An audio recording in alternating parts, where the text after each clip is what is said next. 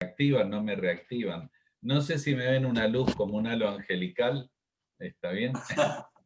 No, no es un halo angelical, es que me echaron de la oficina mía, así que no tengo opción de estar más que en la cocina, porque Es un fondo. Vamos a cocinar algo bueno hoy, ¿no?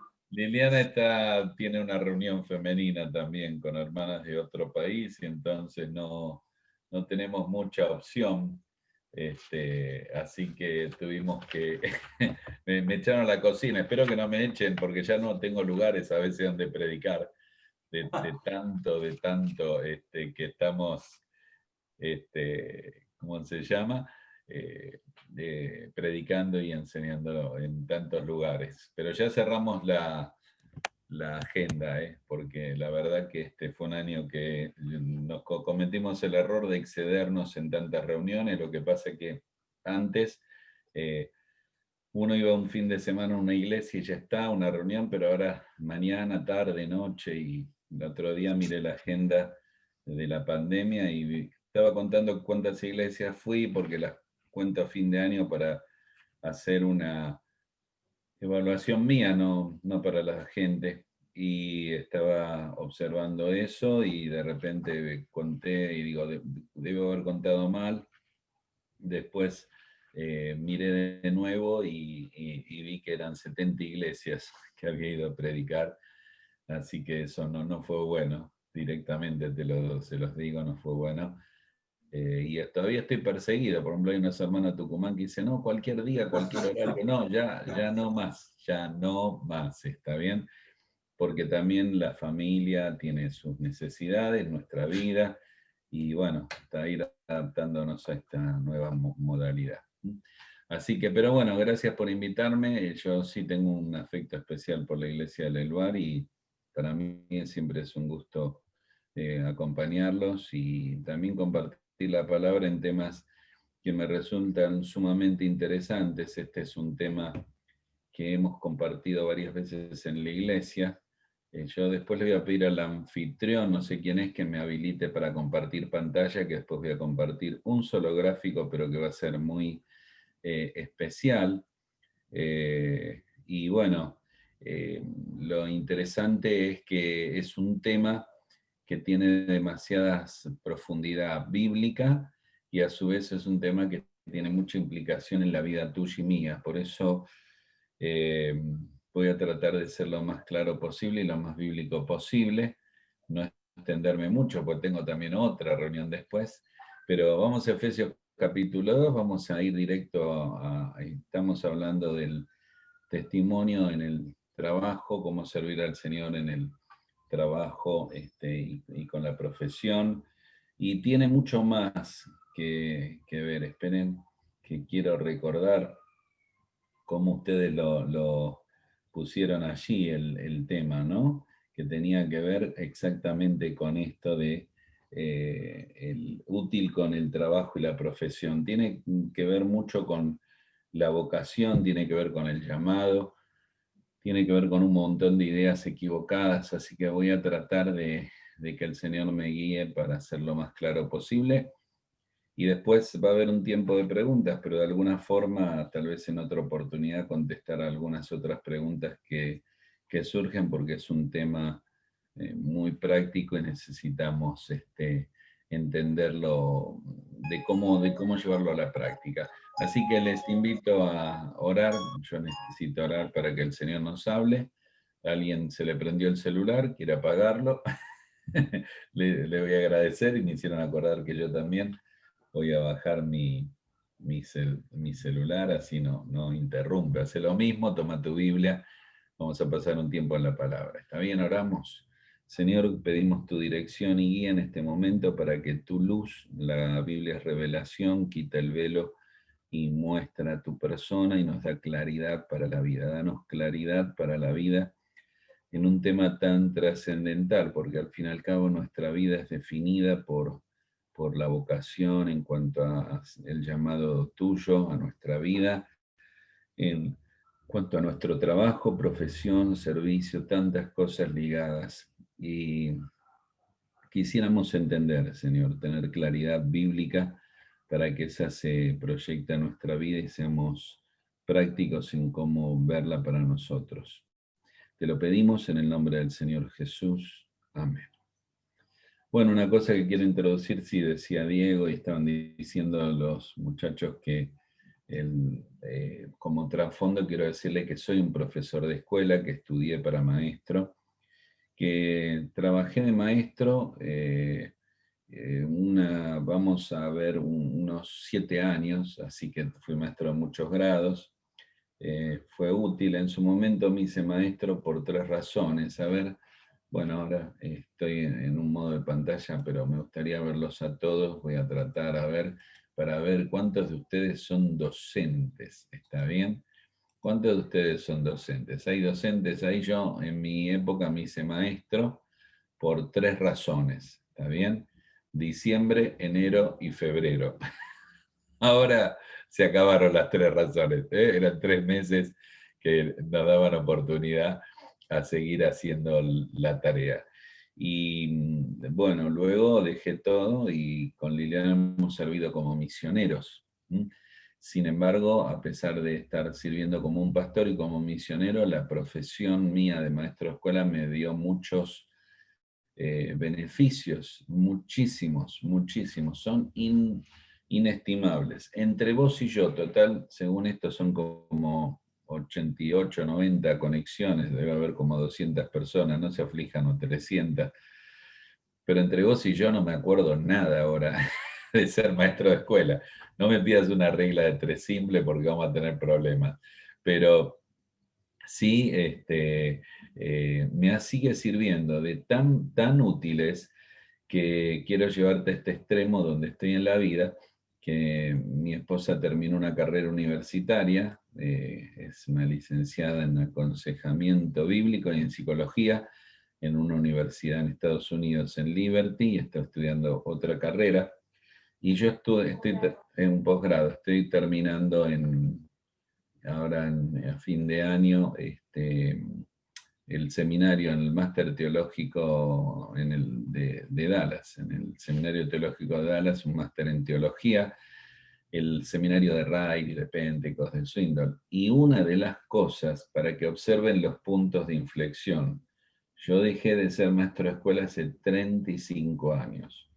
Sin embargo, aunque fueron 7 años de mi vida que trabajé y 35 que he servido, todavía sigo teniendo frutos. Y una de esas es que tuve la oportunidad de ser becado para estudiar en el Seminario Teológico de Dallas, pero había que tener para ingresar algo más que un título secundario.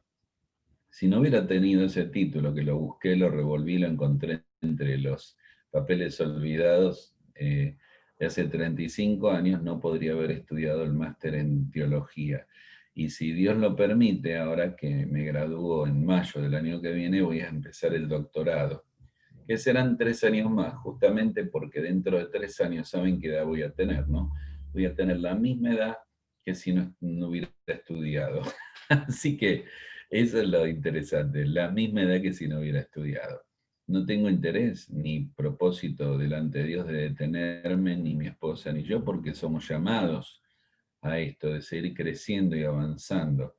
Y es notable porque hace la conexión de cómo algo que solo me sirvió por 7 años me ha servido por todo el recorrido y el tiempo. Muchas veces he ingresado a lugares y he aprovechado oportunidades y he adquirido cosas o entrado a ciertos grupos o al gobierno o cosas así, arguyendo que soy un profesor de escuela.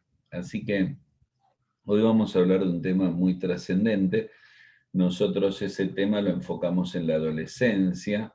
En general, la adolescencia no tenés la madurez para decidirlo, tenés muchos pajaritos en la cabeza. Perdona que te lo diga, no sé cuántos hay acá jóvenes, pero es así, la juventud es linda. Tenés pajarito en la cabeza y está bueno porque nos ayudan a ser felices. Hay un grado de incoherencia, creo que lo observás cuando se ponen de novio. Uno se pone de novio y está tontamente enamorado y las cosas que dice, ¿no? Ella dice qué linda estrella y él le dice, el novio, ¿querés que te baje esa o todas las estrellas? bajarla. ¿Cómo le va a bajar la estrella? A ver, ¿cómo no puede subir un árbol? ¿Le va a bajar la estrella? ¿Y para qué quiere la estrella la chica? ¿Que se la va a llevar a la casa? ¿Le incendia el barrio? Pero, ¿entendés? Esas cosas que uno dice.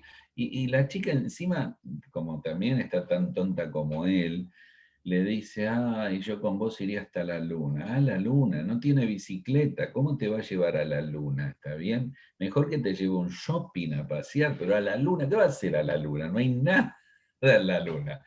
Entonces, en la adolescencia estás expuesto a decidir qué carrera seguir o qué hacer con tu vida.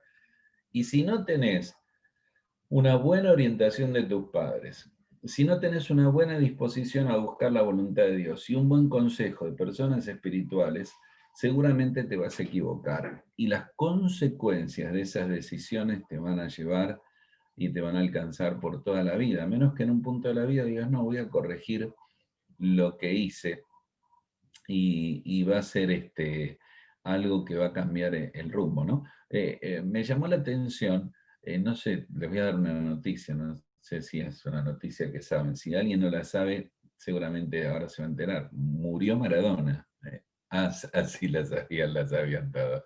Bueno, y viste que estos días hablaron de él.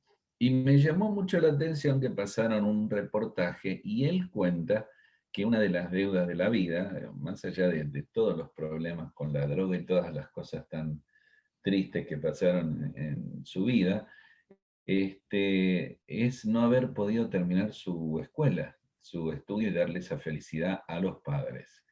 Me llamó mucho la atención, ¿no? Porque más allá que no tuvo escuela, tuvo una carrera profesional en el deporte que le dio un montón de cosas. eh, Estás expuesto en una etapa de la vida donde no tenemos la capacidad y la claridad. Entonces es muy importante que hoy tal vez no solo incorpores estas verdades, que voy a tratar de resumirlas porque estoy mirando la hora y no me va a dar todo el tiempo, y a su vez también no solo incorporar esas verdades, poder ayudar a otros. Si sos padre, tenés una responsabilidad de ayudar a tus hijos o como abuelos.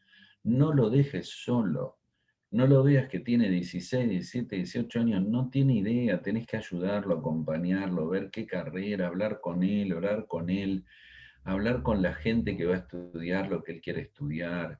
No podés dejarlo, no podés abandonarlo. Es una decisión trascendente. Vamos a hacer el recorrido bíblico en Efesios capítulo 2. Efesios tiene muchísimas cosas que tienen que ver con la vida práctica de la vida. Cuando estás en Efesios capítulo 2, yo voy a leer el verso 10. El verso 8 y 9 siempre lo mencionamos como un tema de salvación para predicar el Evangelio. Dice, porque por gracia sois salvos por medio de la fe, y esto no de ustedes, no de vosotros, pues es don de Dios, no por obras para que nadie se gloríe. Pero cuando llega el verso 10 dice, porque somos hechura suya, creados en Cristo Jesús para buenas obras, las cuales Dios preparó de antemano para que anduviésemos en ellas. Ahora, el verso 10 un poco lo hemos descuidado, y el verso 8 y 9 siempre somos salvos por gracia, de la salvación es por fe, fantástico. Efesios comienza en el verso 1 y 3 y habla del hombre por naturaleza. Estábamos muertos en delitos y pecados, ¿ves? Esa era la condición humana, esclavo, condenado. Cuando llega el verso 4 al 10, ya no habla del hombre por naturaleza, sino el hombre por gracia, ¿no? Es la comparación divina de lo que Dios ha hecho, porque dice el verso 4, pero Dios, como diciendo, esta era una vida que vos habías vivido, pero Dios te cambia el rumbo de la vida, te da otra dirección, te da otra orientación. Pero Dios, que es rico en misericordia, con su gran amor con que nos amó, y habla de cuatro palabras que expresan la iniciativa salvadora de Dios. Si te fijas en el verso 4, dice la misericordia de Dios, ¿no? Rico en misericordia. Y luego dice por su gran amor, así que habla del amor de Dios.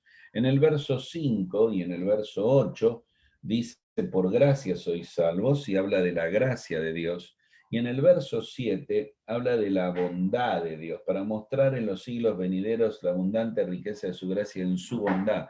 Así que la salvación ha venido por la misericordia de Dios, el amor de Dios, la gracia de Dios, la bondad de Dios. Dios cambia el rumbo de tu vida y ahora tenés otra vida. Una vida que según el verso 7 es muestra, es una muestra en los siglos venideros de la riqueza, de la gracia y de la bondad de Dios. Es una vida para mostrar que Dios nos salvó por gracia. Y eso habla el verso 8 al 10. Habla de la gracia de Dios. Nos salvó por gracia. Es una salvación por gracia y por fe. Todo eso lo sabés, pero quiero que veas el panorama. Ibas en un rumbo, Dios te sacó a otro rumbo, por su misericordia, su amor, su gracia, su bondad te salva. Y esa gracia opera librándote de la muerte, de la esclavitud y de la ira. Y Pablo usa dos negaciones muy importantes. Ojalá que tengas papel y lápiz y que puedas escribir. Dice, no de vosotros y no por obras. Así que esta es una obra divina, no tenés nada que ver, no es por tu capacidad humana, ni por tus obras, ni de vos mismo. Es una obra de Dios. Entonces, después de toda esta introducción, añade el verso 10 y dice, nosotros somos hechuras. Ahora quiero decirte, ¿te acordás que eras un pecador y que la gracia, misericordia y bondad de Dios te salvó? Bueno, te salvó porque ahora somos hechura. Hechura es la palabra poiema. Es una palabra griega que habla no solo de poema, habla de una obra de arte, una obra maestra. De repente dice, vos que eras un pecador perdido, sos una obra maestra de Dios. Y somos hechura suya. En griego es la primera palabra, como diciendo, lo primero que sabes es que ahora en Cristo le perteneces a Dios y sos una obra maestra de Dios. Y luego agrega otra palabra, creados en Cristo Jesús. Ambas palabras hablan de la creación. Dice, porque somos hechuras suyas creados en Cristo Jesús. Es un poema, una obra de arte, sos creada por Dios con de forma que ambas palabras unen la creación de Dios. Así que la salvación es la creación y la recreación y la nueva creación.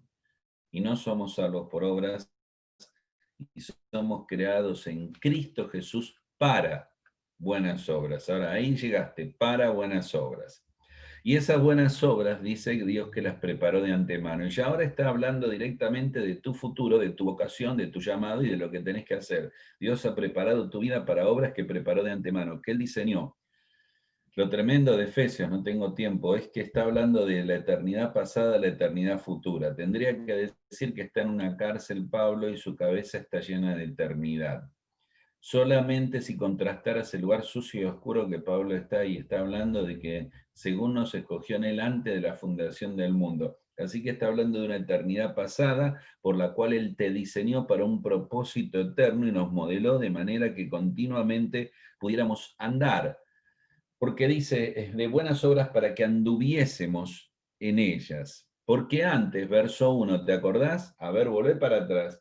Andábamos en delitos y pecados, cuando estábamos muertos andando en delitos y pecados. Ahora andamos en buenas obras que Dios planeó eternamente para nosotros. Hay dos estilos y dos dueños de vida, y el cambio está en el verso 4, pero Dios, y el cambio está en el verso 5 y 8, por gracia. Y esas buenas obras que vienen por ser salvo, por fe, y no por obras, pero sí para buenas obras, hablan de cómo vamos a invertir nuestra vida. O sea que tu salvación, mientras que estás saltando de gozo, de alegría, ojalá que hoy alguien pudiera ser salvo, que vos recordás ese día con tanto gozo, no es el fin, es el principio de la vida. Y las obras que Dios tiene, ahora volvé al verso 10, todavía estamos en el versículo, son buenas y son preparadas. La palabra buenas es muy interesante, ¿no? Porque en Mateo 5 el Señor dijo que los hombres vean vuestras buenas obras. Y en 2 Corintios 9:8 dice que abunden en toda buena obra. Y en Colosenses 1:10 dice que llevemos fruto en toda buena obra. Y en 2 Timoteo dice que Dios nos ha dado la Biblia, que nos enseña, nos redarguye, nos corrige, nos instruye para andar y estemos enteramente preparados para toda buena obra. Así que Dios ha preparado cosas buenas. En segundo lugar, preparado. Preparado es una palabrita que aparece solo acá y en Romanos 9 y habla de un plan de gracia que nuestro Padre Celestial tiene. Así que todo esto es como un embudo que te va llevando a que tu vida no está ligada al azar o la casualidad, sino un destino eterno en el cual debes entrar para vivir una vida donde tu estudio, tu trabajo, tu ministerio coincida con estos planes donde Dios predeterminó y diseñó este poema que ha escrito, que es tu vida. Esto de Efesios 2 lo podríamos acompañar con el Salmo 139. Si vos te recordás el Salmo 139, está hablando de cómo Dios lo conoce, lo formó y lo creó. Él está en todo lugar, no puede huir. Él sabe su sentar y su levantar. Y el salmista dice, me formaste en el vientre de mi madre, mi embrión vieron tus ojos. Tú me hiciste y estoy maravillado. Y hay un versículo que dice, estaba entretejido. Es muy interesante esta palabra que dice que fui entretejido, hablando del vientre de la mamá, de la panza de la mamá, de la formación del hombre.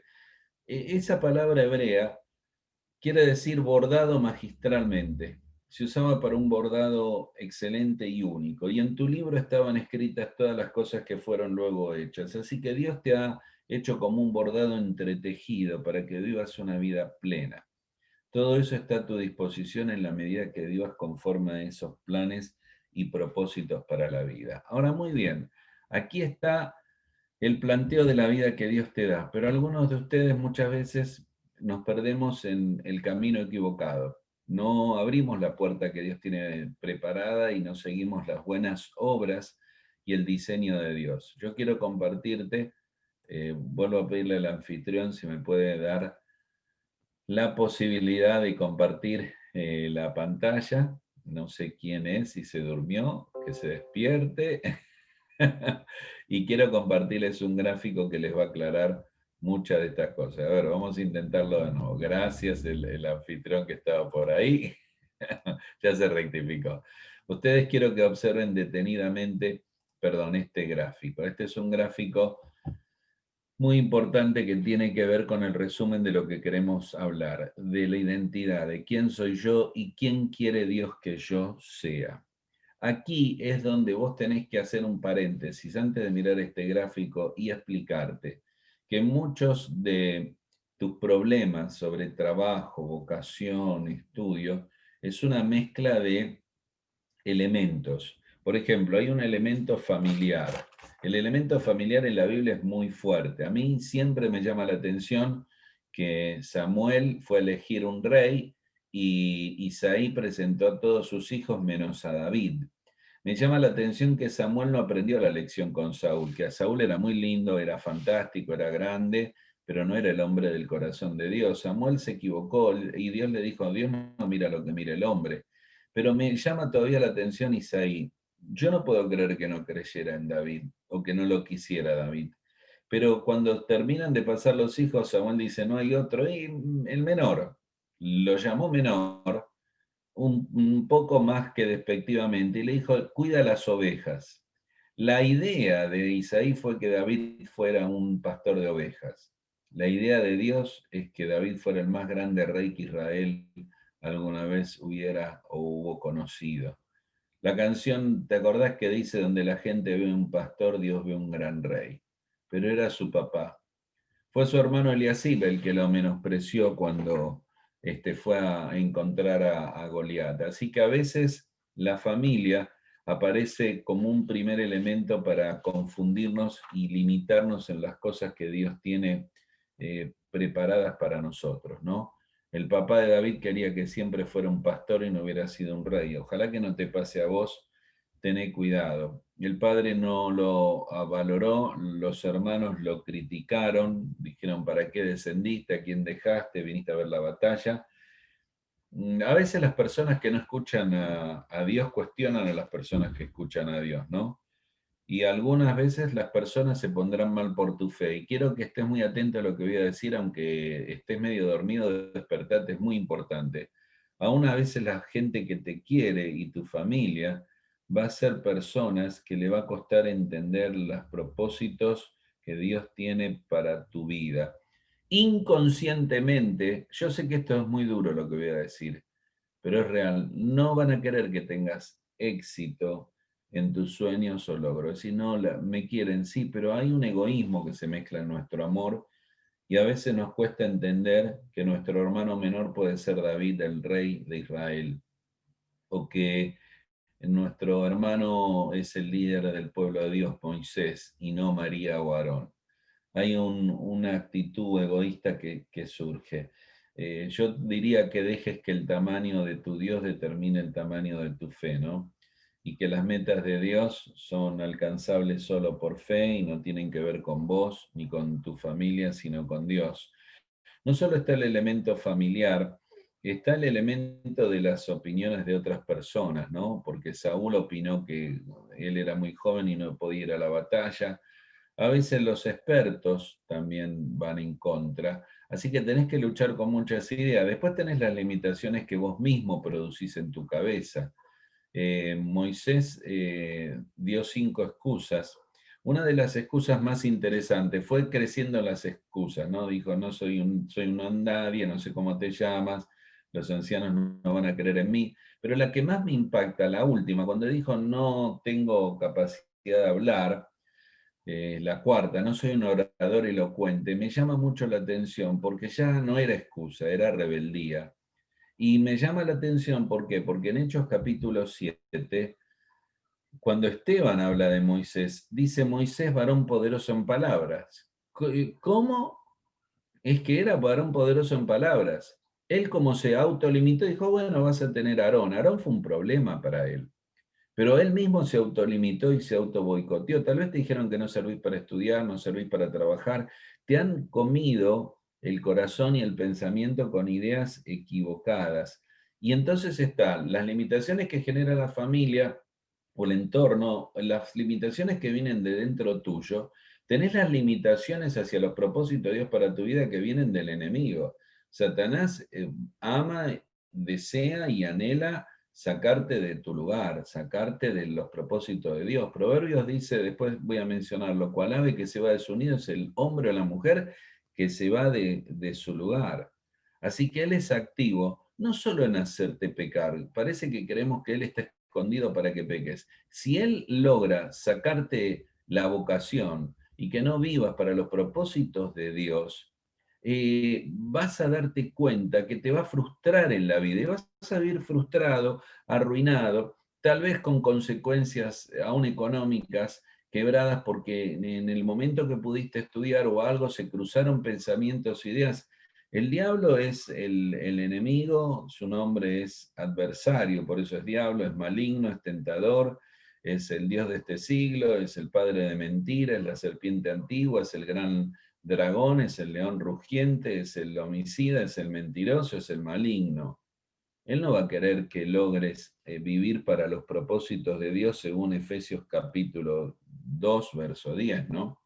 C.S. Lewis decía que el diablo es un gran excavador, porque desentierra toda la mugre de nuestra vida y las presenta contra nosotros delante de Dios y nos termina frustrando.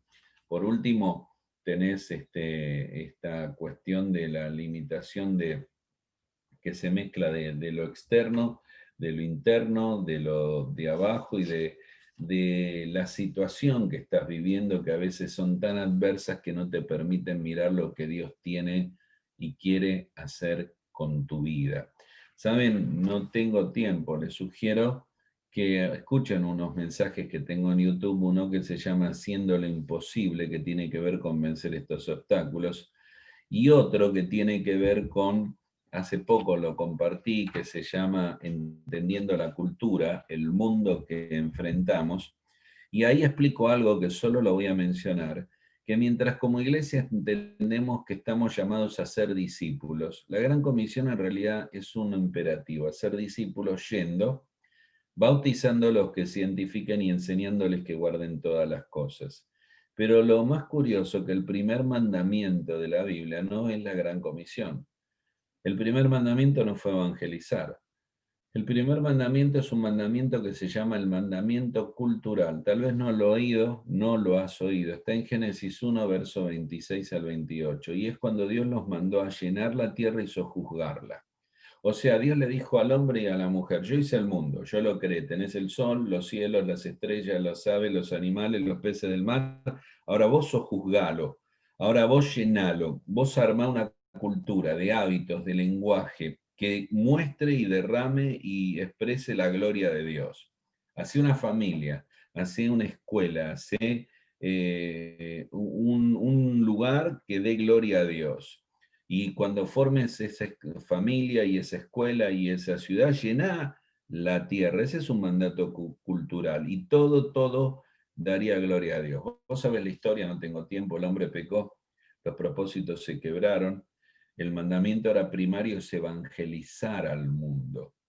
Pero luego, al ser evangelizado, debemos recuperar el mandamiento cultural. O sea, significa que todo lo que hagas de gloria a Dios, que el carpintero dé gloria a Dios haciendo un mueble, que el dentista dé gloria a Dios cuando nos hace sufrir con el tratamiento de conducto, que no lo queremos a los dentistas, pero que honre a Dios en esa profesión.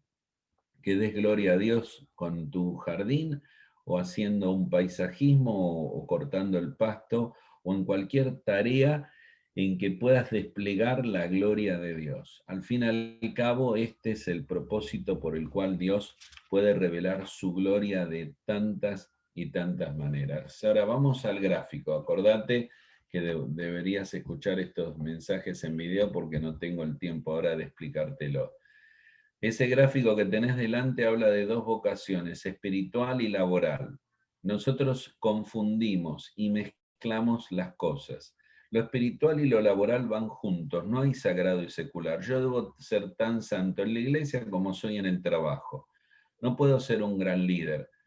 Predicar, enseñar y discipular y llego tarde al trabajo, tomo más tiempo en el descanso que debo, no hago bien, no sueldo bien la puerta que debo soldar, no hago la entrega de mis trabajos de carpintería de la manera correcta, hice una pared torcida, no estoy dispuesto a tirarla abajo, volverla a revocar para hacerla bien, debo dinero o cobré en exceso. No hay una división. Debo ser tan santo en lo laboral como en lo secular como en lo sagrado. No puede haber una división. Pero en la vocación sí hay algo muy claro. Hay una vocación espiritual y una vocación laboral. Y hay una progresión. Por eso en ese gráfico que tenés delante hay dos flechitas a lo largo de la vida. Ahora voy a explicarte ese gráfico. ¿Ves que dice vocación espiritual a la izquierda y vocación laboral? Y abajo hay tres elementos que se mezclan para acompañarte. Primero están los dones. La vocación espiritual está también guiada y dirigida en función de los dones. Dios te ha dado dones, no tengo el tiempo ahora, pero en 1 Corintios capítulo 12, 1, dice que Dios nos ha dado dones, y cuando llega al verso 3 vas a ver que dice que hay diversidad de dones, diversidad de ministerios y diversidad de operaciones. Y el Espíritu y el Señor y Dios es el mismo. La Trinidad está obrando en el terreno de los dones. Dios te ha dado un don espiritual, es una capacitación espiritual por arriba de todo lo demás, y es dada a cada uno la manifestación del Espíritu. Los dones, que es un tema muy extenso y no tengo el tiempo, es un tema muy profundo que genera muchos líos, porque en el ejemplo más simple de Pablo, para hablar de los dones tenés que leer 1 Corintios 12, Romanos 12 y Efesios 4. Dice, somos un cuerpo. Hay algunos que son oídos, hay algunos que son oreja, hay algunos que son nariz, hay algunos que son pie, pero ninguno puede de alguna forma querer ser y querer ser lo que no es. Esto que yo lo digo así rápido y que no tengo ahora el tiempo, es el más grande problema que hay. Es el problema de querer ser lo que no sos. Esto es, a ver, lo voy a poner en fútbol, ya que este tiempo estamos pensando en fútbol. Querer jugar adelante cuando sos un defensor, o querer ser un defensor cuando sos un delantero que hace goles. Este es el más grande problema que se vive en la iglesia. Personas que quieren predicar cuando Dios les dio otros talentos, o personas que quieren servir de una forma u otra y no te das cuenta que estás queriendo vivir la vida de otros. Tenés que dejar que Dios sea tan original con vos como fue con otros. No puedo hablar de este tema porque es muy extenso, pero Dios te ha dado un don. Y lo que tendrías que quedarte de 1 Corintios 2, el verso 11, dice, como Él quiere. Así que a mí me encantaría cantar, mis queridos, pero si yo canto, esta máquina explota y te entran los virus que no te imaginas por la máquina. Mueren los pájaros cuando yo canto, ¿está bien? Dios me llamó a predicar y a enseñar su palabra. Hay gente que hace cosas maravillosas que yo no puedo hacer y yo hago esto que Dios me dio para hacer. La iglesia sufre mucho pulpitismo. Pulpitismo es que quieren el púlpito todos, cuando Dios llamó a personas y capacitó para esa tarea. Hay más dones que la enseñanza, el evangelismo, el servicio, el dar, el don de misericordia, el don de fe, distintos dones, pero ellos van a orientar, el don de pastor, que van a guiar tu vida en cuanto a la vocación espiritual. A eso le tenés que agregar el número 2 que está ahí, que son los talentos. Los talentos son todas esas capacidades que Dios te ha brindado por su gracia, que las llevas. Bezaleel en Éxodo 31 fue un hombre que con un pequeño martillo de bolita hizo un candelero de 7 brazos de una sola pieza de oro, un artesano único. Los talentos tienen que ver con las habilidades, pueden ser deportivas, artísticas, interpersonales, para relacionarse con otros, intelectuales, físicas, increíblemente cantidad de talentos. Para que tengas una idea, siempre invito a lo mismo, pocos lo hacen, ojalá que lo hagas. Tendrías que tomar una hoja y esta noche sentarte y escribir mínimamente 15, mínimo, tendrías que llegar a más de 20 cosas que vos sos bueno. Sos bueno para ordenar, sos bueno para la música, sos bueno para hablar con la gente que llora, sos bueno para enseñar a los niños, sos bueno para administrar el dinero, sos bueno para lo comercial, hacer negocios. Esa hoja se la podés dar a una persona que te ame y decir, decime, este soy yo, y la persona, si es sincera, te va a decir, no, a menos que diga, y se ría, este, no, no, eso no. Te tendría que decir, sí, este sos vos. Bueno, eso tan sencillo que has hecho, habla de lo que Dios quiere que hagas. Simple.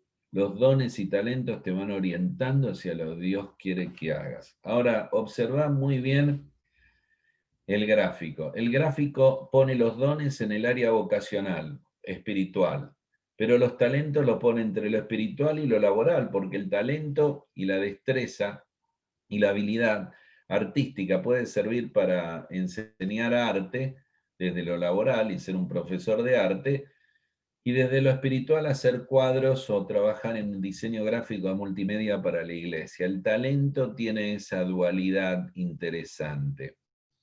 Y luego entras en el terreno, por eso tenés que considerar los dones, los talentos de las inclinaciones.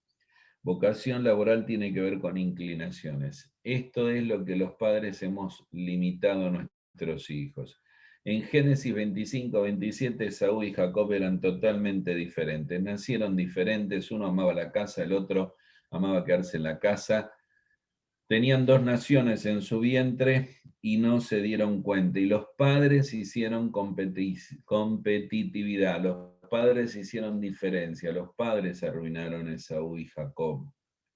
Los padres no vieron que Dios nos ha puesto inclinaciones. Es una inclinación que amo trabajar con niños, que me gusta la música, me gustan los idiomas, soy bueno para enseñar, me gusta vender, compro algo por 2, lo vendo por 3, soy capaz de vender a mi abuela y todavía saco dinero. No, sos y tenés una inclinación que viene por 3 palabras: estímulo, estudio y experiencia. Ahora, otra vez, el tema es demasiado extenso. Estamos hablando de los estímulos que uno recibe en el hogar. Cuando en el hogar te dijeron, vos podés estudiar un idioma, o vos podés cantar, o te mandaron obligado a un instrumento que no querías y de repente le tomaste ganas al instrumento. a veces no recibís este estímulo, a veces te han dicho y te han dañado. No quiero que tengas un problema con tus padres, pero tus padres tal vez no te ayudaron, te dijeron, vos no sos como tu hermano o tu hermana, y te compararon, la comparación es mortal. Y te trataron de burro, pero burro con doble R fuerte. Vos sos un burro, burro. Así que vos sos el burro. Y en mi época le decían, vos no vas a servir para estudiar, te vamos a poner un maxi kiosco. Vos hubiera venido bien, porque un maxi kiosco es 24 horas. Pero lo cierto es que hay una ausencia a veces de estímulo que no ha despertado. Yo he descubierto en hombres y mujeres grandes de la iglesia cosas escondidas. Yo le digo, vos sos muy bueno para enseñar a los niños. No, yo no sabía, porque olvídate, lo que te dijeron, tus padres no definen quién sos vos. Dios define quién sos vos. Por eso dice, ¿quién quiere Dios que yo sea? Es la pregunta. Los estudios también forman parte de las inclinaciones, ¿está bien? Esos estudios que los hiciste porque querías o los hiciste porque tus padres te ayudaron. Te dijeron, mi amor, yo te quiero, sos mi hija, así que vas a estudiar esta carrera, vas a terminar este profesorado, porque si no lo estudias, mi amor, yo te quiero y te rompo la cabeza. Entonces, no te quedó otra que estudiar. Bueno, no importa si te gusta o no, los estudios forman parte de eso. Y la experiencia también. Las inclinaciones nacen por experiencias. A veces la experiencia de darte cuenta que le enseñaste a una persona grande algo que no podía aprender, a manejar el celular, y dijiste, hey, soy bueno para enseñar. Las experiencias de la vida. Ahora hay una pregunta que tengo que avanzar. Muy bien, los dones me los da Dios, los talentos son esta capacidad en que Dios me ha formado. Pero ¿qué pasa si no recibí estas inclinaciones de estímulo, estudio, experiencia? Ah, bueno, este es el punto donde tenés que superarte, donde tenés que volver a la Biblia y pensar que David, el padre, no pensó que iba a ser un rey, pero él fue. Vas a pensar en David que el hermano lo menospreció y el padre no lo valoró, pero él venció a Goliat. Vas a pensar en Caleb, que su nombre quería decir perro, pero Caleb no murió en el desierto. Al contrario, vivió como un héroe en la tierra prometida y murió en la tierra prometida. Y vas a pensar en Ruth, una mujer pagana en Moab que formó parte de la genealogía de Jesucristo. Y vas a pensar en la oración de Jabes, una persona cuyo nombre al nacer le fue dado destinado a la miseria. Vos vas a tener que ser una persona que tu estímulo vas a recibirlo de los planes de Dios. Y vas a entender que tal vez tu papá o tu mamá, por un montón de razones por las cuales no los vas a acusar, no te ayudaron, no te incentivaron, no te motivaron. Pero todavía vos volvés a Efesios 2 y sabés que Dios ha preparado buenas obras para que anduviésemos de ella de antemano. Ahora sos el poema de Dios. No sos una carta escrita por tus padres. Sos una persona que no sos una casualidad en la vida. Sos una persona destinada por Dios, con propósitos eternos. Nunca creas que sos un accidente de la vida. Sos una razón concreta en el corazón de Dios, con un propósito por el cual vivir. Esto te va a llevar a una vida de ministerio y servicio hacia la izquierda o de trabajo a la derecha. ¿Por qué en el gráfico todavía están separados? ¿Saben por qué?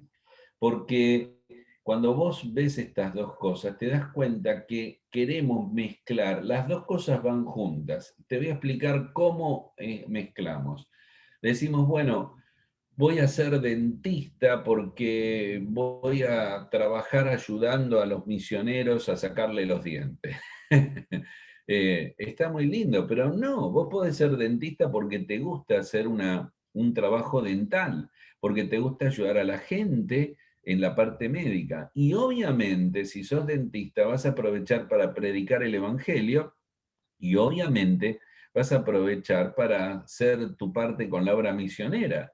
Yo, si soy arquitecto, no soy arquitecto solo para construir iglesias. Puedo ser arquitecto porque amo construir y voy a construir edificios, casas y glorificar a Dios según el mandamiento cultural, donde esa casa honre y dé gloria a Dios. Y obviamente voy a aprovechar mi habilidad de arquitecto y mi trabajo para hacer una iglesia y para hacer un plano para una iglesia o para las misiones. Pero no tengo que justificar una cosa con la otra porque forman parte de una sola cosa. Entonces se mezcla el ministerio o servicio, donde yo he recibido una vocación espiritual, y el trabajo que viene de una vocación laboral. Y esa es una progresión, por eso el gráfico va hacia abajo y dice a lo largo de la vida. ¿Qué quiere decir? Que la vida no termina en la línea esta gris que tenés en el gráfico, progresa, progresás hacia nuevos ministerios, y de repente Pablo, después de 15 años de creyente, empieza a escribir y se convierte en un gran escritor. Escribió las cartas del Nuevo Testamento. Y podés empezar a orientar y ampliar los horizontes en nuevas áreas y nuevos rumbos. Tenés que tener en claro estas dos cosas y no separarlas y no querer, a ver, van juntas delante de Dios, pero no las mezcles en cuanto a una cosa u otra. ¿Cómo? José, yo daría lo que sea por ser como José. Para mí es uno de mis héroes, un muchacho santo como ninguno, en medio de una prueba como ninguna, cuando nadie lo tenía en cuenta y nadie le importó, y solo él seguía siendo fiel a Dios, dando testimonio a Dios, siendo santo, y aún soportó la prueba y perdonó a los hermanos. José no fue un pastor y no fue un misionero, siempre fue un administrador. Administró la casa de Potifar, y todo lo que administraba Potifar decía que veía a Jehová, como si era un egipcio, porque él daba testimonio de Dios, veía a Jehová. Y él fue a la cárcel y administraba la cárcel, y la cárcel nunca estuvo mejor administrada, y administró Egipto, mientras que su santidad, la gracia y el perdón de Dios fue algo que ha trascendido los siglos, sencillamente desde un hombre que no fue un pastor o un misionero o un líder de iglesia. A veces equivocamos los propósitos y rumbos. Una de las tareas que vas a tener que yo te dejo como tarea para que pienses nada más, es pensar que el Señor Jesús decidió, eligió y buscó ser carpintero. Y fue carpintero la mayor parte de su vida. No estuvo predicando y enseñando toda su vida. Entró al ministerio pasado los 30 años y después de 3 años y medio fue a la cruz del Calvario. Muchísimos y la mayor parte de su vida las pasó en una carpintería. Ojalá que esto trabaje en tu mente, que trabaje pensando que se levantaba temprano a hacer un carruaje o a hacer un yugo para un animal o una mesa. Que trabaje en tu cabeza pensando qué tipo de carpintero era. No puedo creer que sea un carpintero malo, que sea un carpintero que no hacía las cosas bien, que sea un carpintero que cobraba desmedidamente. Los yugos de los animales se clasificaban en buenos o malos. El malo era el que lastimaba al animal, lo hacía sangrar. El yugo bueno era el que ayudaba al animal a llevar la fuerza, y ese yugo era bueno o malo por el trabajo del carpintero, que lo lijaba y trabajaba la madera para dejarla bien suavecita, para que el animal pudiera hacer fuerza sin lastimar su piel. Yo sé que mi Señor fue el mejor carpintero que hubo, y en esa carpintería la gloria de Dios siguió siendo demostrada y revelada. Tenemos un serio problema con las cuestiones laborales, con el trabajo y con la vocación, y debemos replantearnos la vida. No es tarde para arrancar y para reordenar las cosas, no es tarde para hacer un nuevo reenfoque de la vida. Y no olvidar que lo espiritual no se negocia, que evangelizar y discipular y enseñar la palabra es en cualquier tiempo y en cualquier hora, en una herrería, en una carpintería, en un estudio de abogacía o en cualquier otra área de la vida. Hace poco escuché, y tengo que terminar, escuché un hombre un creyente fiel que se recibió de abogado, y la verdad que era un muy buen abogado, pero empezó a sentirse desanimado porque recordó que había hecho un compromiso y que él quería servir al Señor y sentía que había perdido esos propósitos por causa de su tarea de abogado. Fue frustrante, él es muy interesante su historia, hasta que un creyente le dijo: pero vos, ¿a quién atendés si matrimonios que se separan? ¿No sería bueno evangelizarlos? ¿A quién atendés? Gente que tiene problemas con otras familiares y viene por cuestiones legales. ¿No sería bueno evangelizarlos? Y de repente se dio cuenta que su tarea como abogado le abría enormes puertas para alcanzar a los perdidos para Cristo. No separes las cosas y confundas las cosas. Yo no sé si te frenaste por los logros. A veces los logros frenan, curiosamente, y lo contrario. Te fue también que te frenaste. O las frustraciones, lo intentaste y abandonaste. o lo económico, que nunca había el dinero, o la edad te frena, la edad te frena, no sé, te acabo de decir que cumplí 61, no sabías, qué joven, ¿no? Me viste muy joven, decía, yo creía 50, ¿no? 61, y voy a tratar de seguir estudiando un doctorado. ¿Qué es? ¿No tomar riesgos? ¿Qué te parece si en esta noche delante de Dios le decís, Señor, estoy aquí delante de Efesios capítulo 2, me has salvado en la eternidad, pero ahora por gracia, por misericordia y por bondad, me has diseñado buenas obras y preparado para que ande en ellas. Yo quiero andar en ese tipo de buenas obras, en una vida que en mi trabajo y en mi ministerio desarrolle la vocación para lo que has llamado.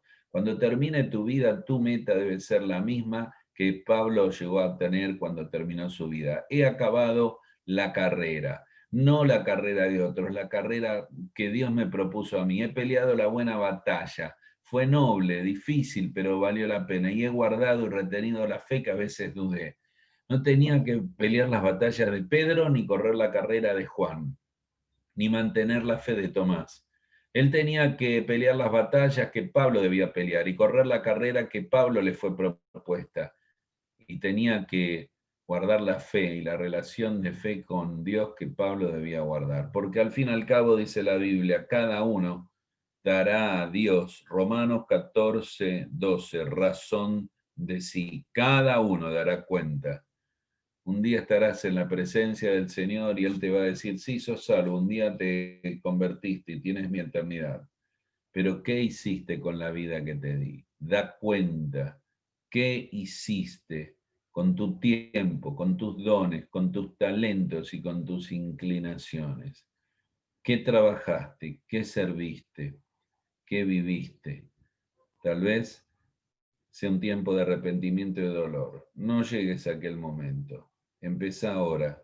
Cambia el rumbo y la orientación de la vida para que sea la vida que Dios realmente quiere que vivas. Me gustaría terminar orando, si les parece bien. Podríamos tener una oración en este momento. Voy a dejar de compartir la pantalla y vamos a inclinar la cabeza para orar por un momento. ¿Les parece? Con las cabezas inclinadas puedas ahí decirle, Señor,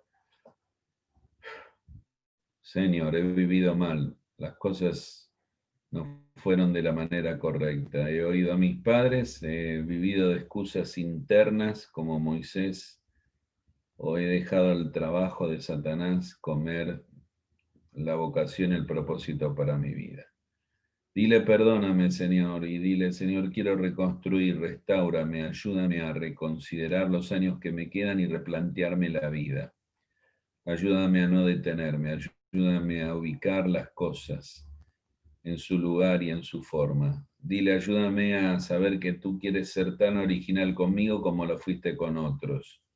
Ayúdame a no ser obsesivo y necio, de querer ser sabio en mi propia opinión y querer vivir la vida, mi estilo, el trabajo que quiero, el ministerio que quiero, y tú decides, tú eliges, tú has preparado. Dile, Señor, yo quiero andar en tus caminos y en tus obras que has preparado para mí de antemano, con amor, bondad y misericordia, con tanto cariño que has armado una vida. Quiero vivirla y hacerlo por tu gracia y para tu gloria. Decíselo, Dios. Dios te está escuchando. Querido Señor, gracias en esta noche por tu palabra santa. Gracias por el privilegio enorme y la bendición de poder escucharte dándonos luz de tu palabra. Aclara nuestros pensamientos, guíanos hacia tus propósitos. Bendice a cada hombre y mujer, cada hermano y hermana. ¿Dónde está, Señor? Tú sabes su situación, tú sabes sus frustraciones, sabes sus luchas. Te ruego, Señor, que los transformes, que los guíes, que los cuides y que les reorientes. Que esta sea una noche diferente, que esta sea una noche para hablar contigo, que sea una noche para encontrarse a solas y consagrar la vida y mirar nuevos horizontes. Siendo un pastor, un misionero, un carpintero, un abogado, no importa. La vida debe ser rendida a ti y vivida para tu gloria. Eso es lo que queremos, guíanos en esta noche.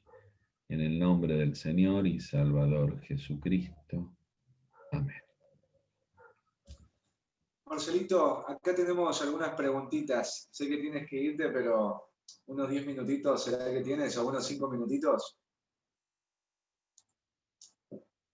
Bueno, la primera pregunta tiene que ver con... Tú mencionaste, Marcelito, que tenemos que hacer las cosas en nuestro trabajo para glorificar a Dios, ¿no? ¿En qué sentido hacer esto vos crees que sería útil para la obra misionera o para la extensión del reino de los cielos? ¿De qué Perdóname, manera? se me cortó la parte de hacer Buenísimo. esto. ¿De qué estabas hablando? ¿Hacer qué que sería útil? Ahí se me Bueno, cortó. ahí me escuchas, Marcelito. Sí, sí, Buenísimo. ¿Sí? sí. Bueno, tengo dos preguntas. La primera sería, ¿por qué razón a los cristianos les cuesta utilizar su carrera y su profesión para la obra de Dios? En tu experiencia, Marce, ¿por qué crees que cuesta tanto este tema? Bueno, eso es algo que yo también me lo pregunto.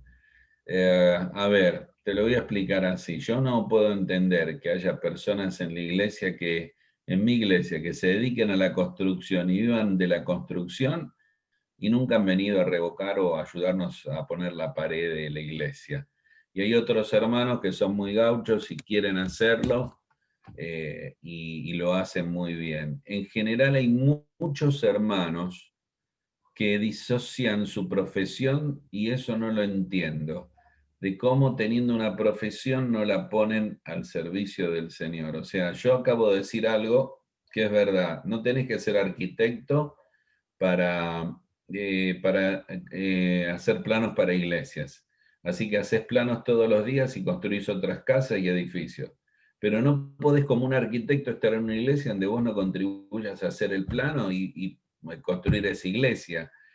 Esto, yo, aunque parezca raro, lo he visto demasiado.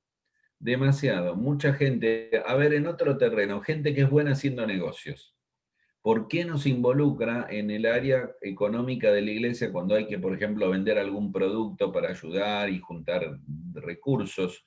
¿Por qué, si es tan interesado en su negocio, no puede ayudar en esa habilidad? Porque es una habilidad, hacer algo y venderlo y producir y dejar una ganancia, hacerlo en la iglesia.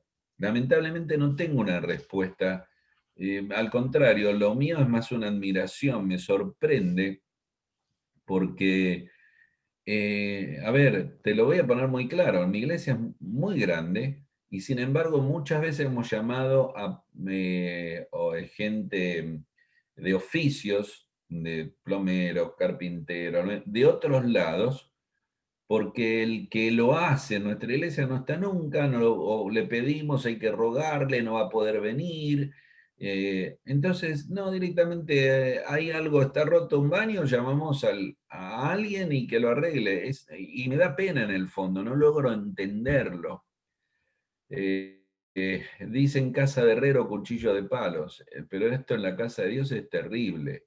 Que puedas dedicarte a eso, bueno, pasa en la familia.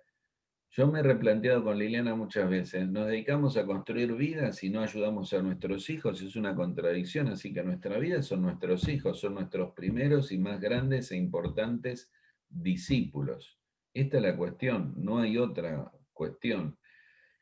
Entonces, lamento no tener una respuesta tal vez elaborada, tal vez podría decir que la persona no ha consagrado su tarea o no ha hecho la conexión, porque a veces pienso que no logro entender. Tal vez uno puede decir, bueno, está muy cansado de hacer la tarea, pero la hace en la semana por dinero. Acá la estás haciendo para la obra de Dios. Es algo muy contradictorio y debería replantearse todos los que me están mirando que todo lo que hagas en cualquier área de tu trabajo debería una parte de ese trabajo también hacerse en la iglesia. Así que si vendes productos de limpieza, la iglesia debería contar con tus productos de limpieza. Esto es obvio, esto es básico. Hay muchos que lo entienden, pero hay muchos que no. Y todos los que están migrando tienen una profesión, una actividad. Yo te pregunto si esa actividad o profesión la has trasladado a la iglesia. Tenemos gente también, mucha gente que lo ha hecho. Tenemos una profesora de inglés, excelente, dijo, mira, yo quiero dar una clase semanal, les voy a dar el examen para que sea legal, o sea, van a tener un título oficial. La ganancia, que mínima que sea, es para la iglesia, para comprar el edificio, y vamos a predicar el evangelio. Es que es obvio, no podés vivir para hacer algo y ser creyente y no trasladarlo en un mínimo porcentual, ¿no? Porque yo no pido que una persona que esté en la construcción deje su trabajo y se instale un mes en la iglesia a construir algo y va a hacerlo gratis. No estoy diciendo eso, ¿no? Quiero que me entiendan. Pero no hay posibilidad de que alguien haga algo y un porcentual de eso que haga también lo haga en la iglesia. La verdad tendrías que sentir vergüenza. Si pintás y tu iglesia está despintada, deberías sentir vergüenza. Si fabricás letras y las letras del cartel de tu iglesia, deberías sentir vergüenza. Si trabajás con la computadora mucho y la computadora de la iglesia es un desastre y no la han hecho un buen limpieza y un software, deberías sentir vergüenza. Perdón, me fui del tema. No, Marce. Marce, pero ahí continuando en la línea que vos estás diciendo, ¿sería pecado hacer eso o no? O sea, que yo tenga todo esto y lo ponga para las cosas que tienen que ver con el mundo y no lo pongo para el Señor, ¿sería pecado? Eh, no sé si podría aislarlo de pecado, sería negligencia tal vez, una gran negligencia de la cual dará cuenta, ¿no? O sea, yo ahí lo pienso en el que escondió el talento, lo enterró porque creía que era poca cosa y va a dar cuenta de lo que no hizo. Yo podría pensar en pecados que tienen que ver con cosas hechas, pecados de comisión, ¿no? Y a veces decimos pecados de omisión, pero también me parece que esto tiene que ver con dar cuenta de las cosas que Dios nos dio y no las hemos sabido usar para la obra de Dios. Me parece que es una negligencia. En un punto sí se puede convertir en pecado, pero me parece que es una cuestión de negligencia, es una cuestión de valores, es una cuestión de lo que nos importa en la vida. No sé, yo tengo también muchos ejemplos buenos, ¿no? Mucha gente que continuamente con su tarea, todo lo que es su área laboral o económica, ofrenda, y si fabrica papel higiénico en la iglesia, el papel higiénico lo va a poner él, y si hace vende artículo deportivo, bueno, cada vez que viene un misionero, el misionero se va a llevar las zapatillas de la fábrica de él. O sea, hay hermanos que la tienen muy clara, tampoco solucionan el mundo de nadie, pero saben que eso lo dan por sentado, ¿no? En mi iglesia no. Yo he llegado a iglesia donde me acuerdo tenía un auto viejo y el hermano dice, me abre el capó, ¿para qué? Y estuvo un rato mirando, yo lo abrí porque era un hombre mayor. Al otro día me vino con todas las piezas porque él tiene una casa de repuesto y dice, estas son todas las piezas nuevas que usted le va a cambiar al auto, yo se las voy a ofrendar porque yo tengo una casa de repuesto. Eh, y no hacía ningún alarde, lo daba por sentado eso. Entonces este es el punto de no pelearía tanto si no es un pecado, es una falta de amor por el Señor, de valores equivocados, de negligencia, de egoísmo y de muchas otras cosas más. Creo que era lo que Marce hablaba, como no separar, ¿no? No sé, claro, o sea, como que decir mi carrera es para el mundo, aunque no sea para algo malo, y para Dios no. Porque quizás uno piensa que una carrera no es espiritual, por así decirlo. No, me gustó lo que Marcelo decía, ¿no? Es una falta de amor al Señor. Y a veces uno termina amando más otra cosa que lo que debe gobernar nuestro corazón es nuestro amor en respuesta a la obra de Cristo que ha hecho en nosotros, ¿no? Que uno lo hace con actitud. Marce, yo tengo una pregunta más, y ahí la última la tiene Leo. Una de las cosas que mencionaste es que debemos hacer nuestro trabajo para glorificar a Dios, ¿no es cierto? Sí. Sí, O sea, tenemos que hacerlo mejor. El tema yo lo vería cuando tienen que ver el mundo que enfrentamos entendiendo la cultura. Lo del mandamiento cultural hay personas que no se dan cuenta cuando vos mirás la historia bíblica, ¿no? La historia comienza con Dios creando al ser humano para tener una relación, y el primer mandamiento no es a poner una iglesia, no es a evangelizar ni a discipular. Vos decís, bueno, no había nadie que evangelizar y discipular, bueno, pero tendrían hijos, un día podrían evangelizar. El mandamiento fue a llenar y sojuzgar la tierra. El tema es muy largo, yo tengo un libro de casi 500 páginas solo del tema, así que imagínate qué largo que es, de entender que llenar y sojuzgar la tierra es como diciendo, yo te hago el cielo y las estrellas, yo no te voy a hacer una familia, una casa, una ciudad. Este era el propósito de Dios. Cuando el hombre peca, hace una ciudad alterna, hace Babilonia. Babilonia ha seguido hasta el día de hoy, es el deseo del intento del hombre de ser Dios. Pero el propósito de Dios es que todo lo que arma una familia, una ciudad y un mundo era una cultura. Él no hizo la cultura. Él dejó que el hombre, con su lenguaje y con su relación matrimonial, llegara a tener hijos, era el deseo de Dios. Este mandamiento cultural no es una expresión mía, tiene muchos años, se identifica Génesis 1, 26 al 28, habla de que Dios quería tener una relación con el hombre y que todo lo que él hiciera era revelar a la gloria de Dios, porque no le puso a descansar, tenía que labrar la tierra y también le puso a guardar la tierra y llenarla y sojuzgarla. Llenarla no era tener hijos nada más, y sojuzgarla, vos pensás, ¿qué gobierna si no había gente? No. Era un mundo guiado a ser gobernado y sojuzgado con una cultura que honrara a Dios y revelara la gloria de Dios. Cuando todo eso se pierde, plan 1, evangelizar al hombre. Cuando el hombre es salvo, es recuperar el otra cuestión donde yo tengo que seguir revelando a Dios en todo lo que hago. Y la gloria de Dios debería ser vista en todo lo que hago, no tengo duda. Entonces eso te cambia. Lo que pasa a nosotros dice, me pagan poco. Bueno, buscate un trabajo que te pague más, no me gusta el trabajo. Bueno, buscate un trabajo conforme a tu vocación, ahí rumbialo, estudiar lo que te guste y trabajar. Pero encontrar algo donde vos puedas encontrar el placer de hacerlo esto para Dios. Yo he estado en países que la economía está mejor y la cultura es evangélica, y de repente todo lo que ellos hacen, cada uno, sea una pared, sea un puente, parece que están haciendo como que están haciendo la vacuna contra el coronavirus, algo así, tienen una idealización muy grande de lo que hacen, ¿no? Y es porque hay una concepción de que estoy contribuyendo a algo que Dios va a ser honrado en esto. Acá en nuestros países nos pagan mal, no queremos trabajar, no vamos a trabajar los sábados, los domingos, los jueves, mejor no trabajar, trabajamos todo a media, todo, es como los pavimentos, ¿no? Yo nunca pude entender, no hay un pavimento, porque esto te permite viajar. En otros países vos ves que los pavimentos no están así, acá están todas las calles rotas y después las tapan y el agujero, en vez de estar para abajo, está para arriba, es como una montaña que queda en vez de un pozo, ¿viste? Y digo, pero algo está mal hecho, algo está mal. Mi hijo del medio es arquitecto, ¿no? Y a veces hablamos, hay una desidia en lo que se hace. Entonces hacen una calle, a ustedes les ha pasado, yo vivía en una calle que la pavimentaron, y desde que yo vivía en calle de tierra, ¿no? Y era feliz. La pavimentaron, dije, voy a ser más feliz. La pavimentaron de tal manera que se me inundaba la casa cada vez que llovía.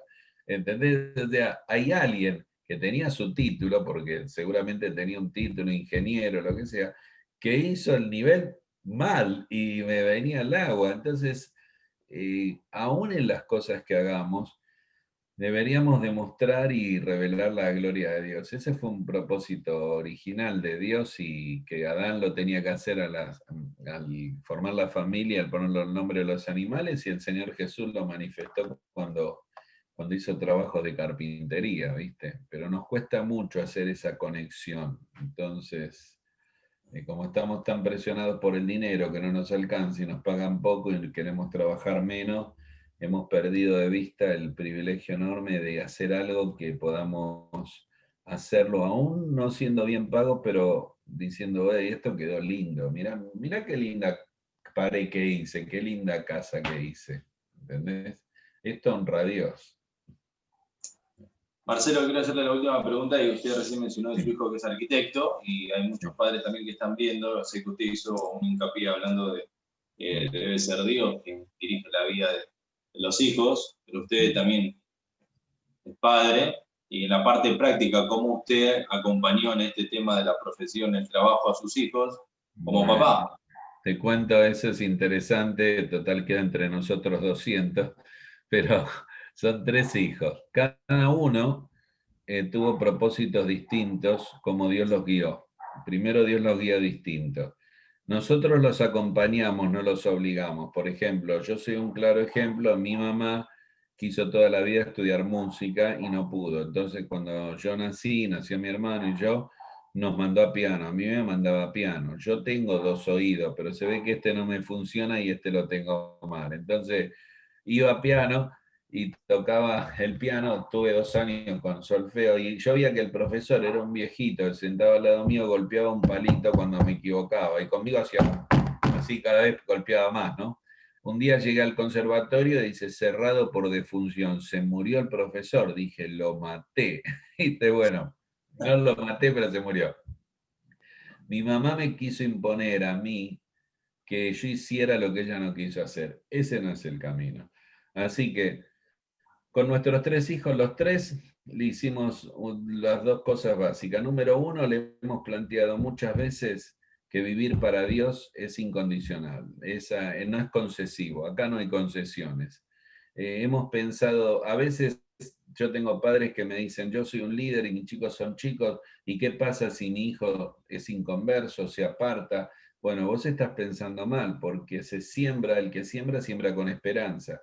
Vos tenés que pensar que si Dios le dio a tu chico un papá y una mamá que sirva al Señor, tiene grandes planes. Así que nuestra primera idea es que Dios tenía grandes planes. Nuestra proyección hacia ellos es que no importa que fueran, zapatero, carpintero, albañil, abogado, arquitecto, no era concesión vivir para Dios. Para Dios era lo que tenían que vivir. Yo le hice una vez una pregunta que le iba a hacer, lo tuvimos como 2 semanas que era importante, hasta que lo sentamos y le dijimos, la pregunta más importante no la pueden responder, es para quién van a vivir. Tienen que definir para quién van a vivir. No importa lo que sean, tienen que vivir para Dios. Esto no tiene concesiones, en este hogar no hay concesiones. La palabra, la oración y vivir para el Señor no es concesión, cuando ya se habían convertido, obviamente, ¿no? Y lo segundo es que cada uno fue por un lado distinto. A los 3 le hicimos lo mismo. ¿Le gustaba una carrera? Bueno, primero lo acompañamos a la universidad, porque la secundaria la hicieron, o sí, o si no lo matábamos, así que no quisieron morir. Y miramos las materias, porque por ejemplo a algunos les gusta la computación porque creen que van a estar todo el día con la Play, ¿viste? Y computación es matemática horrible, toda matemática, matemática, matemática. Entonces, los acompañamos para que vean las materias. Después, de cada uno de los 3 hijos de su profesión, les conectamos con un creyente que tenía la misma profesión. Con Esteban, uno que era ingeniero de computación, con Elías, con un par de arquitectos, y Ana Sol, una diseñadora de interiores. Los 3 hablaron con creyentes que le dijeron cómo era la tarea. Y después de que le mostramos los temas, y de que ellos hablaron con eso, empezamos a orar. Ahora, la decisión fue totalmente distinta. El primero tenía acá claro que quería hacer eso y era lo que siempre quiso hacer y es el líder del club bíblico, pero su tarea es la tarea de computación, es un especialista en e-commerce, siempre le gustó, siempre fue medio nerd en eso, en las matemáticas, y Dios lo ha guiado, sin duda le abrió todas las puertas, era claro. El del medio no, el del medio tenía 1000 dudas. Un día quería ir al instituto, otro día quería ir a una carrera, otro día quería hacer otra, todos los días quería hacer una cosa distinta. Y era movido tal vez por las amistades.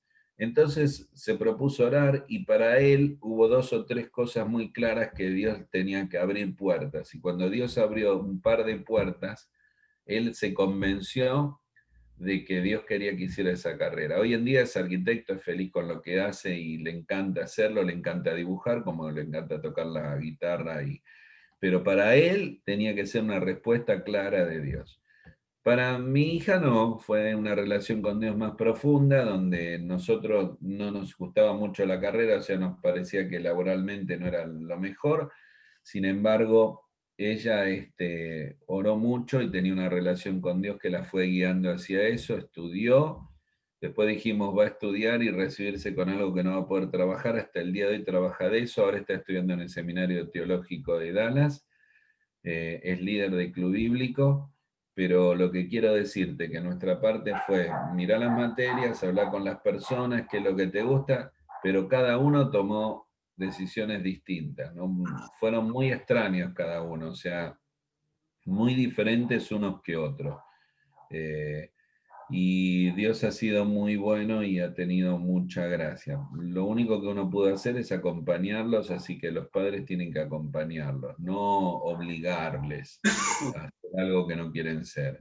Y tampoco abandonarles y decirle, bueno, vamos a averiguar la carrera que querés estudiar, lo que querés hacer y vamos a verlo y hablar con gente y también ver las posibilidades, porque también estaba ese tema, el del medio se guió por las posibilidades, porque ir a una carrera privada era un dinero que no teníamos, entonces Dios tenía que abrir la puerta, Dios abrió la puerta, bueno, para él fue importante eso, en el otro no fue eso, fue que Dios quería eso y quería eso. Cada uno es distinto. La frase yo la dije varias veces y no es mía, la he oído y la repito. Hay que dejar que Dios sea tan original con nosotros como lo fue con otros. No querramos repetir la historia o la vida de otros, sino he visto mucha gente que también hace carreras, muchos creyentes, le va bien, pero no le gusta la carrera. No le gusta. Algunos antes de terminar abandonan y algunos se reciben y dejan. Es tremendo. Yo tenía una compañera, por ejemplo, maestra, muy buena maestra, nunca llegaba tarde. Y un día vino y dijo, renuncié. ¿Cómo? No soporto, no soporto a los niños, ni quiero ser maestra. Pero sí, te recibiste, fuiste maestra increíble. No quiero ser maestra. Y eso lo he visto varias veces, lo he visto en creyentes, que dejan una carrera, 5 años de abogacía, no quiero ser abogado, no quiero ser abogado.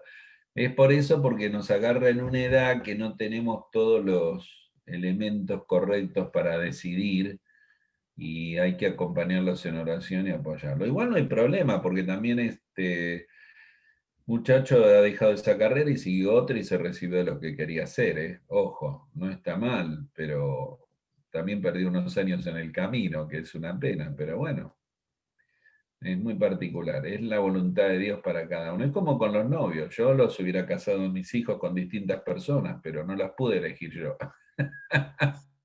Los acompañamos, pero las eligieron ellos. ¿Está bien? Así que, y por ejemplo, mi hija en el futuro yerno que pueda tener, lo odio ya antes de conocerlo, imagínate, así que no podía ayudarle. Pero no, hablamos de la vocación. Los padres no podemos elegir los hijos, las personas que se van a poner de novio con nuestros hijos o hijas. Pero sí orar con ellos, acompañarlos, charlar, pero no podemos hacer más, ¿no? Muy bien. Así que bueno, gracias Marcelito. No, Sí, gracias por el tiempo, también por el desafío, ¿no? Una de las cosas que me gustaba mucho en el ejemplo que puso es la importancia de aprender a hacer bien nuestro trabajo, ¿no? Porque también si una persona, imagínate, vos eres albañil y haces la pared así toda chueca, y vos dices que eres creyente, como que eso va a ser un tropiezo, ¿no? Para que la persona pueda escuchar la verdad. O sea, si este albañil es cristiano, debería hacer las cosas como un cristiano, ¿no? Para la gloria de Dios. Por lo que él decía, ¿no? Lo que debemos tener siempre presente es que todo lo que hacemos debe apuntar a la gloria de Dios. Pero muchas gracias, Marcelo, por su tiempo. No hay una iglesia en que los pastores no tengan que lidiar, son 35 años, es terrible, con inconversos o creyentes nuevos que vienen y dicen, le contraté a fulano, mengano y me estafó, no me hizo el trabajo, no me pagó, y eso pasa, a mí me ha pasado un montón de veces y no sé dónde meterme. Por eso el más grande problema tengo que como pastor muchas veces me llaman y dicen, ¿tenés alguien para un trabajo? Sí, para un trabajo tengo 50, para recomendar voy reduciendo porque sé que tengo que recomendar a alguien que cumpla con el trabajo, el horario, y no es menor el tema, no es menor. Bueno, no les hablo más, tengo otra reunión. Gracias, Marcelito. Gracias, Marcelo. Gracias, que el Señor la bendiga, lo quiero mucho.